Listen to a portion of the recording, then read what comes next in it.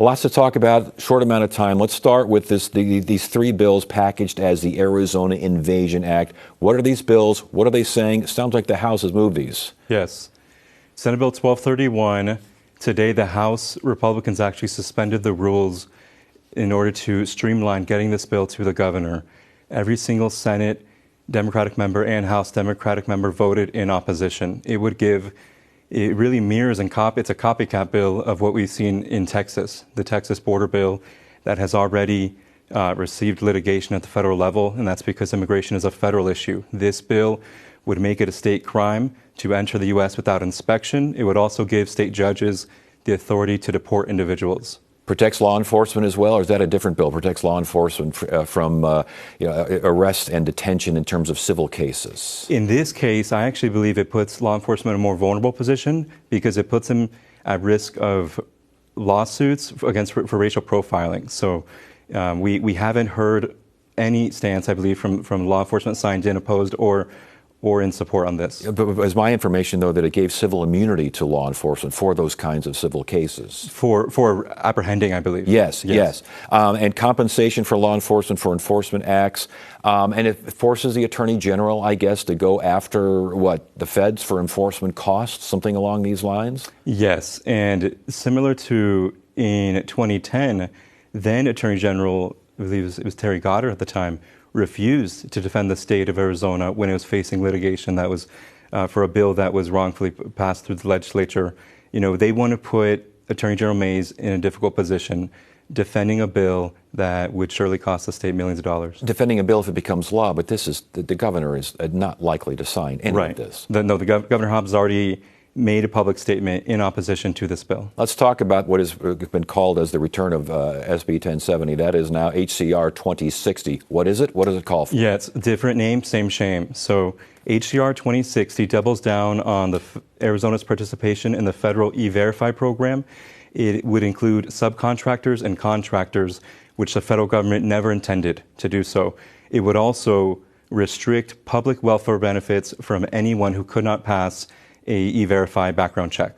So, and as far as registration and licenses and these sorts of things, got to E-Verify first? Is that what this calls for? It does, but the problem is there are states in the U.S. who've actually prohibited E-Verify because there have been cases of inaccuracy.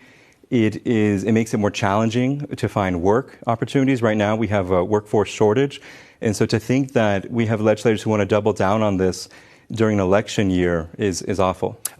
Police have to investigate a business that's accused of hiring undocumented people. That's part of this deal, is it not? It is, and the reason they're doing it as a House concurrent resolution is because they know the governor would veto this because it's bad for business and it's bad for our reputation as a state. So they are trying to circumvent the governor by sending it straight to the ballot to the voters. And yet they will argue that let's let the people decide. What's wrong with that?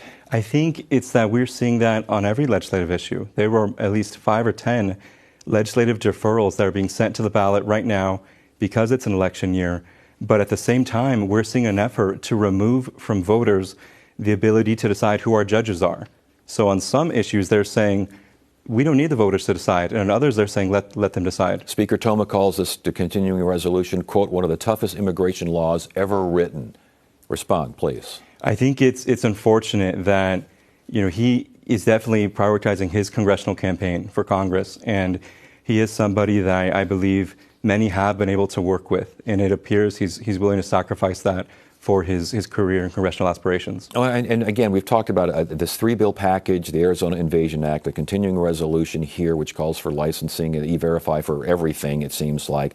And again, Speaker Toma, another quote, our border is being overrun by illegal aliens. That's why he is pushing this kind of stuff. That's the verbiage he used. How do you respond to that?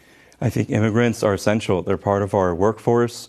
I think of even the people that clean our state capitol every day. I speak to them every evening before I leave. They are contracted by the state to work there. There are many walks of life, people who do landscaping, people that work in the fields and agriculture. And so the business community has overwhelmingly come out opposed to this bill because they know it would be bad and harmful for the state. And yet Republicans cite studies, one which shows that Arizona spends $2.3 billion on benefits that wind up going to undocumented people. He says, they say it's time for that to change. Do they have a point? I think more than just what they're receiving, they are contributing in taxes. And the voters also recently passed Prop 308, which allows Dreamers to pay in-state tuition to attend any of our in-state universities. So we are having a more talented workforce and they're graduating in more specialized careers. And instead of finding opportunities for them to enter the workforce, we're sending a message that we don't want them here. And I think that's wrong. So last question, bottom line, how best do you think for Arizona to address this issue? Or again, are you just saying you can't address it because it's federal? You can still do something though, can't you? We can. Governor Hobbs has announced Operation Secure. And in reading more into that during her budget proposal and earlier today as well, what I think is very important is that it promotes collaboration from the city, the county, and federal level, as well as the state level. So we need to call on our congressional delegation, whether Democrat or Republican, to move forward the bill that Senator Sinema has been working on that didn't even come up for a vote by House Republicans. State Senator Flavio Bravo, good to have you here on our legislative update. We appreciate it. Thank you, Ted.